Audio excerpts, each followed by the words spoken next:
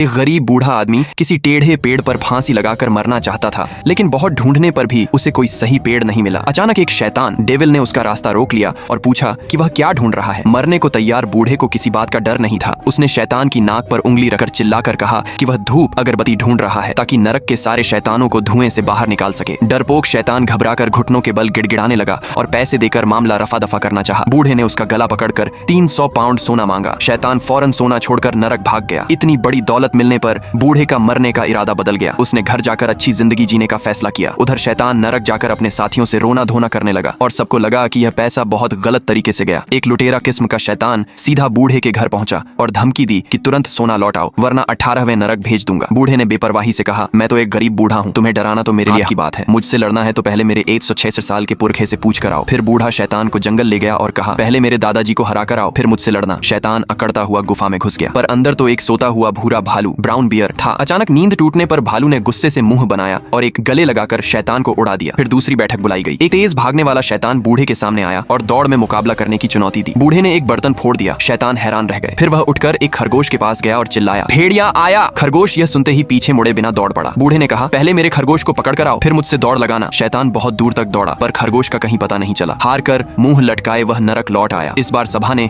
एक ताकतवर बड़े शैतान को सोना वापस लाने भेजा। उसने पहले बूढ़े को धमकाया, फिर कहा, घोड़ा लाओ, देखते हैं किसमें ज्यादा ताकत है। जो हारेगा वो सोना देगा। बड़े शैतान ने अपने दोनों हाथों से 100 किलो का घोड़ा उठाया और आंगन के 3 चक्कर लगाए। फिर पसीने से लथपथ जमीन पर गिर पड़ा। उसे हांफते देख बूढ़े ने कहा, यह तो कुछ भी नहीं, मैं तो आराम से अपनी दोनों टांगों से घोड़े की पीठ पकड़कर 1000 मील तक बिना थके सवारी कर सकता हूँ। बड़ा शैतान घोड़े के आगे पूरी तरह मात खाकर नरक लौट गया। अब निर्दयी छोटे शैतान को बुलाया गया, जिसने कसम खाई कि वह जरूर उनकी इज्जत वापस लाएगा। लेकिन छोटे शैतान में कोई असली ताकत नहीं थी, बस बड़ी बड़ी बातें बनाना और धमकाना ही उसका हुनर था। पहले उसने बोतल में रखी शराब को फोड़ दिया। जब बूढ़े ने कोई प्रतिक्रिया नहीं दी तो वह और गुस्सा होकर आग जला बैठा। मौत से न डरने वाला बूढ़ा उसे नंगे हाथों पकड़ने को दौड़ा। इस पर शैतान ने धमकी दी कि मरने के बाद उसे तेल के कड़ाहे में डाला जाएगा। छोटे शैतान की इस मेहमान नवाजी से जल्दी ही बूढ़े का धैर्य टूट गया। उसने शैतान का कान पकड़ा और अपनी पत्नी से बेलन चकला बेलन से उसकी पिटाई करवाई। नरक लौटकर छोटे शैतान ने सबसे कहा, अब कोई भी उससे मत उलझना, और यह भी कामना की कि बूढ़ा 100 साल जिए और मरने के बाद नरक की तरफ भूल कर भी ना आए। इस तरह बूढ़ा 100 साल तक जिया और शांति से स्वर्ग पहुंचा। पर भगवान ने भी उसे रखने से मना कर दिया, ये कहते हुए कि वह तो शैतान का दोस्त है और उसे नरक जाने को कहा। लेकिन जब वह नरक के दरवाजे पर पहुंचा तो उसे वहां से भी भगा दिया गया। अब जब उसे न स्वर्ग में जगह मिली न नरक में, तो आपके हिसाब से वह आखिर कहाँ गया होगा?